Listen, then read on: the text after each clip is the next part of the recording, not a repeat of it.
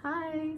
Энэ бичлэгийг үзэж байгаа бол өсчин унаад эсвэл гэмтээ дөнгөө алдаад байна гэд ойлголоо. Тэх үү. За тийм гэж хариулсан бол энэ бичлэгийг одоо үргэлжлүүлээд үзэж байгаа. Тийм болохоор одоо шууд ингээд зөвлөгөөнөдд оръё. За хувцас альчлаа. Тэгээд дөнгөж усанд орчод байж байгаа болохоор илүү бодиттой авах болоо гэж чинь би бас ингээд татаач матаа арга байдал харуулах учраас тэгээд яг бичлэгийг их гэсэн чинь миний энэ дээр юм гарчлаа. Гэхдээ яг хөө зөвөр жоохон эмзэг аштай болохоор хальталт ингээд юм гараад идэв. Тэгтээ тэгж байгаа арилчин. Тэг үс гэдэг ер нь эмэгтэй хүний хувьд ч тэр эрэгтэй хүний ер нь хүний хувьд үс гэдэг зүйл айгуу гоё ингээ гоо сайхныг илүү нэмэгдүүлж өгдөг, өөртөө итгэх итгэлийн бий болгож өгдөг тийм амар гоё эзэл бишээ биений эргэтэн тийм ээ биений эргэтэн л гэдэг үстэй тийм. Үс эрүүл байвал гоё харагдана. Тэгээд миний үс жоохон ингээд эрүүл байхаа болоо жоохон хуйрамаар болоод ирээд угаахаар айгүй их ингээд туг тугаар оноод ахаар би судалж үзэж байгаа. Тэгээд өөрийнхөө хувьд ингээд амжилттай арга барилуудыг та нартай хуваалцаж хэлэх гэсэн. Тэгээд гэтээ бичлэг эхлэхээс өмнө бас өөрийгөө мэрэгжилтэн биш гэж хэлмээр байна. Тэгээд бас надад амжилттай байсан арга барил та нарт амжилттай байна гэсэн үг биш. Гэтээ та нарыг оролдоод үзэхэд гин байхгүй гэж бодож байна. Гэтээ тэгээ авах юмыг аваад гэх юм ингээд миний бичлэгийг үзээрэй.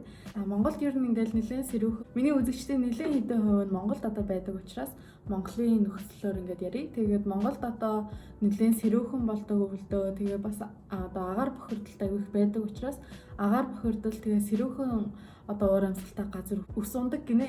Тийм болохоор та нар заавал одоо хүүтрээд ирэхээр малгай өмсөрөө. Би болохоор 10 жил байхдаа за нэг 9 дугаар ангид байхдаа ингээл малгай өмсгөх хэрэгтэй амар муухай царай муутай харагддаг гэд ерөөсөө малгай өмсдөггүй байсан ингээд одоо би 10 хэддээс юм 14 5 таа ингээд зүгээр Монголын тийм амар хүүтэн газар би малгай өмсгүй яваад идэг гэсэн ингээд одоо тэр бүр амар шигтэй тэгэл ээж аав загнуулаад үгүй муухай харагддаг малгаануудад зөгтөггүй гэж ерөөсөө өмсдөггүй байсан. Тэгэл бүр маялцсан. Тэгээд ингээ малгай сайн өмсөж байгаарэ тэрийг хэлэх гэсэн. Өөр юм нь болохоор саяхан суралцсан юм нь болохоор хуухаа одоо нүрээ одоо скрабддээ шүү дээ. Гойжуулж муурлаа скрабддаг. Хууханд ч гэсэн тэр одоо хэрэгтэй юм байлээ. Би саяхан тэрийг мэдсэн. Тэгээ одоо би тэгтээ та нарт яг би энэ шампуныг хэрэглэдэг, тэрийг хэрэглэдэг гэдэг яг сурталчлах одоо бүтээгдэхүүн байхгүй. Яа гэвэл би одоохондоо одоо яг хайж байгаа. Өөрийнхөө одоо ус тэгээд надад тохирох шампуныг хайж байгаа. Тэгээд интернетээр сайн судалж байгаа. Тэгээд тэрийг олвол би Instagram дээр хуваалцнаа та нар миний Instagram-ыг дагаарай. Тэгээд бас хуухаа скраб хайгуу сайн байдаг гинэ. Тэгээд би саяхан бас одоо нөгөө нэг хайж авах явцдаа дэлгүүр ороод ийм жижигхэн сампл аваад тэгээд өсөө нэг 2 удаа скрабдад үзсэн чинь аюу гоё болт юм блэ. Өс өөрөө зөөлөн болоод өндрөнж гоё болоод тийм байт юм. За дараагийн юм нь болохоор ер нь бол миний дандаа л ярьдаг зүйл зөв хоол тэгээд ус сайн уу. Энэ бол ер нь ямар ч юмд аюу чухал гэдэг юм шиг байна тий. Тэгээд сайн унтаж авахгүй, зөв хооллохгүй, ус сайн уухгүй, юуртаа арчаа тавихгүй байвал ингээд гадна нь үзэгдээд эхэлчихдэг. Нүүрэн дээр батг гараал тэгээл өсмөс мухаа олж эхлээл. Тэгээд тийм болохоор та нар бас одоо өөрийнхөө эрүүл мэндэд бас анхаараарай гэж хэлмээр байна. Ус өөрөө кератин гэдэг уургаар бүтдэг юм байлээ. Тэгээ тийм болохоор ер нь бол уурыг маш сайн идэх хэрэгтэй юм байлээ. Зөв хоолтын тухай мэдмээр байвал миний яаж турсан талаар бичлэгийг үзээрэй. Тэрэн дээр ер нь бол илүү ингэж ярьсан байгаа. За дараагийн юм нь болохоор удаан хугацаагаар их стресстэй байвал бас үс арьсан нэлээд ингэж нөлөө үзүүлдэг. Оройн унтахгүй маргааш өглөө нүүр нэг санаа ингэж харалцсан, борлцсон нэг сонирн байдаг. Тэгээ тийм болохоор баян сайн унтаад, тогтсон цагтаа унтаад, тогтсон цагтаа сэрэх хэрэгтэй. Тийм зорилготой байгаад нэг цагт унтаад, нэг цагт сэрдэг болоод ингээд эрт унтдаг болмоор байгаа. Би бүр дээр үеэс л шинийг амар өсөж байгаа. Тэгээ та нарт энийг хийж сурвал та нарт бас хэлнэ. Тэгээ та нарт бас зөвлөгөө байвал комент бичээрэй. Үнэхээр стресстэй байвал тэрнтэйгээ яаж эвлэрэх, одоо йога ч гэдэм үү, дасгал ч гэдэм үү, тэрнтэйгээ одоо эвлэрэх тэрийг одоо стресстэйгээ болиулах арга барилаа өөрөө бас олж авах хэрэгтэй өөртөө тохирсон байдлаа. За одоо хамгийн чухал юм нь хүсээ буруу угаагаад байна уу, буруу хатаагаад байна уу, буруу ингээд арчлаад байна уу гэсэн тийм асуулт мэдээж миний өөрийн мэдлгүүгээр хийдэг байсан. Тэгээ та нарын дунд ч гэсэн энийг мэдгүйгээр өөрөө зүгээр хийдэг, багасаа хийсээр ирсэн тиймэрхүү одоо арга барилууд бас буруу байж таарсан миний хувьд. Миний одоо судалснаар бол тэгээд би энийг болохоор ингээд яаж өөрчилсөн бэ гэхээр хамгийн түрүүнд шампунь, кондишнер ер нь одоо өсний бүтээгдэхүүнээ сонгохдоо хямдхан юм сонгож болдоггүй гинэ. Ямар нэгэн бүтээгдэхүүн гаргалаа гэхэд тэр одоо компани нь нэг бүтээгдэхүүнээс ядаж нэг 50-60% ашиг орлого орж ирэх хэрэгтэй байдаг гинэ. Тийм болохоор одоо жишээлбэл миний одоо энэ шампуныг би авсан байхгүй юу $4-аар 4 Канада доллар гэдэг чинь бараг $3 US. Энийг ингэж бодохоор 50-60% нь ашиг. Тэгээд яг энийг хийх гэж яг хэдэн доллар болсон бэ гэхээр бараг айгүй бага байд юм лээ. Тэгээд тэгэж бодохоор бас яг ямар ч химийн бодис ашиглаад байгаа, юу хэрэглээд байгаа нь ерөөсөө хүсээ угаахтаа бид нар одоо шампунь авахтаа айгүй ихийг аваад хөөсрөх тусам сайн гэж боддөө шүү дээ. Гэтэ яг үнэн эрэхтэй бол тийм биш үү юм байлээ. Яг үнэн эрэхтэй бол ийм жижигхэн ийм dime size-ыг аваад тэгээ урт өстэй байсан ч богино өстэй байсан ч ямар ч ялгаагүй. Яагаад өснийхээ энэ хэсгийг угаах шаардлагагүй байд юм байлээ. Тэгээд би энийг ерөөсөө мэдгүй одоо бүх хэсгийг л угаах хэрэгтэй, гоё нэрт алах хэрэгтэй, бүгдийг хөөсрүүлэх хэрэгтэй гэж боддог байсан. Гэхдээ өнөө эртээ бол зүгээр л өснийхөө уг тэгээд ингээ хуйхаа сайн угаах хэрэгтэй юм байлээ. Тэгээд бусд нь болохоор ингээд угаахсан угаахаар угаасаа л энэ нь өөрөө цэвэрхэн болно.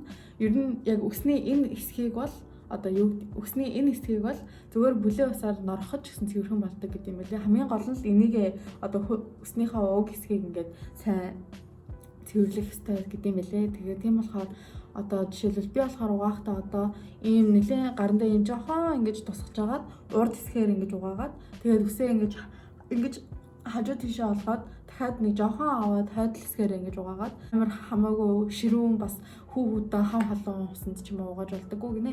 Тэгээ бүлээн усанд ингэж угаахтаа аюу гоё зөөлөн угаахтаа болохоор ингэж гараа ингэж угаахгүй тэгвэл үс чинь ингээ хоорондоо зангиралдаад унах нь илүү амархан болдог гинэ. Тийм болохоор үсээ ингээд хажуу тишээ яг нэг одоо ингэж ургадсан юм чинь үсээ ингэж угаах хэрэгтэй гэдэг гинэ. Тэгээ би одоо болохоор угаахтаа ингэж угааж байгаа. Яг нөгөө үсний юугаар нь одоо паринаар нь дагаад л угааж байгаа. Тэгээд энэ хэсгийг нь болохоор бас ингээл яг адилхан ингэж угааж байгаа. Тэгэхээр нөгөө оройны night time routine-д үсээ энэгээр угаадсан шүү дээ. Би энийг ашиглаа байлцсан. Ягаад гэвэл энэгээр угаахтаа би ингэж угаадаг гэсэн юм. Тэгээ яг үнэн эрт бол энэ ингээд илүү ингээд зангируулаад унгаагаад идэв юм шиг байгаа. Гэтэ яг хуу жоох ингээд самнаад ч юм уугааж болох л хальтаа. Тэгээд энийг ямар ч гэсэн тэгээд хаяада хэрэглэх хаа. Гэтэ ямар ч гэсэн тэгэж амар ширүүн угаагаад имий гэдэг юм лээ. Шампуныхаа дараа үсээ ангижруулдаг да. Тэгээ ангижруулагч авахтаа бас сайн чанарынхыг авах хэрэгтэй. Тэгээд үсний нууг хэсэг, root хэсгийг угаах ямар шаардлага байдаг гинэ. Яагаад гэвэл угаасаа өөрөө жоохон тосон болохоор үсийг чинь арай илүү тийм амархан туслагдуулдаг ч юм уу. Илүү амархан туслагдаад идэг гинэ. Тэгээд энийг ангижуулаад байвал тийм болохоор ангижуулагч ер нь зүгээр энэ үснийхээ энэ хэсгийг л ангижуулах хэрэгтэй гэдэг юм лээ. Нөгөө зарим нэг одоо шампунууд энэ шампуныг яг тийм гэж хэлээгүй л дээ. Гэхдээ ер нь зарим айгүй хямдхан шампунууд ч юм уу эсвэл одоо хитрхи химийн зарим одоо хортой химийн бодсон үсний ингээд гоё өөрийн өнгийн ингээд аваад идэг гинэ. Үсээ хитрхийх угаах бас муу юм байлээ. Хитрхийх бас угаагаад байх муу. Гэхдээ бас хитрхий бага угаах муу. Тэгээ би өөрөө болохоор угаахтаа нэг 2-3 хоноод нэг угаадаг. Тэгэхээр үсээ угаасны дараа одоо нойтон дээр нь үсээ самнах айгүй муу байдаг гинэ. Яагаад гэвэл үс чинь яг угаасны дараа норсныхаа дараа арай илүү эмзэг байдаг учраас шууд ингээд самнаад эсвэл одоо бас миний бичлэгийг үздэг бол мэддэг л та би уг нь алчуур нь ингээд боочдаг. Дээшээ ингээд боочдөг шүү дээ. Тэгээд үсээ дөнгөж угаачаад шууд ингээд дээшээ шуугаад ингээ чанга боогоод эсвэл шууд самнаад ч юм уу. Тэгэхээр үс чинь өөрөө яг одоо угаасны дараа жоохон эмзэг ингээ одоо яг угандаа жоохон суларсан байгаа болохоор илүү амархан ундаг гинэ. Тийм болохоор ер нь бол би үсээ хатаахтаа бас ингээд алчуураараа ингэж аваад бас ингээд хамаагүй ингэж амар нөгөө үрж ингэж угаадаг штэ. Эсвэл ингээ хооронд нь ингэж угаадаг ингэж хатаадаг ч юм уу. Ингэж хатааж ерөөсө болдоггүй гинэ. Яагаад гэвэл одоо үсээ хооронд нь тэгэж амар ширүү ингэж хатаахаар одоо айгүй хуурайшуулдаг. Тэгээд яаж таах хэрэгтэй вэ гэхээр одоо ингээд гоё зөөлөн таавгаар эсвэл алчуураараа ингээд зөөлөө ингэж аваад ингээд хооронд ингэж базах хэрэгтэй гинэ. Ингээд дээрэс нь англиар болохоор scrunch гэдэг. Тэгээ scrunch хийж тэгэж хатааж байгаа. Тэгэхээр би өөрөө бүр амар хамаагүй ингэж хатаадаг байсан. Гэхдээ одоо болохоор тэгэл жоохон нойтон ч гэсэн хамаагүй тэгэл баг-багаар ингэж авч байгаа. Тэгээд эндүү ч юм уу муржилгадаг тийм багж ерөөсөө хэрэгэлдэггүй учраас тэрийг бас сайн мэдэхгүй байна. Гэхдээ ямар ч гэсэн тийм хэрэглэхээс өмнө үсээ ингээд хамгаалах нөгөө нэг халуун багчаас хамгаалах тийм нөгөө нэг спрей гэдэм билээ. Тийм спрей бас ашиглах хэрэгтэй ахаа. Тэгээд ер нь бол аль болох баглах шигсэн дээр ах гэж би ер нь хөвдөө бодож байна. Мэдээж дахиад энэ сэдвээр би илүү гоё одоо бас надад тохирсон тийм арга барил суралцвал та нартай бас дахиад хуваалцаж болно. Гэхдээ одоогоор бол миний үсний арчилгаа нэг иймэрхүү байгаа. Тэгээд энийг хийснээс хойш миний ус унахын арай багассан. Гэтэ мэдээж унах ёстой ус нь бол ундаг юм шиг байгаа. Тийм болохоор унах нь бол арай багассан боловч яг бүр мөсөн зогсоогүй. Тэгээд ер нь бол арай нэг тийм эрүүл бас халагдсан бол subscribe дараад, like дараад тэгээд та нарт бас надад хэлмээр байгаа зүйл байвал comment бичээрэй. Тэгээд баяртай дараагийн шимшгнээр олцгаая. Таалагдсан гэж найдаж байна.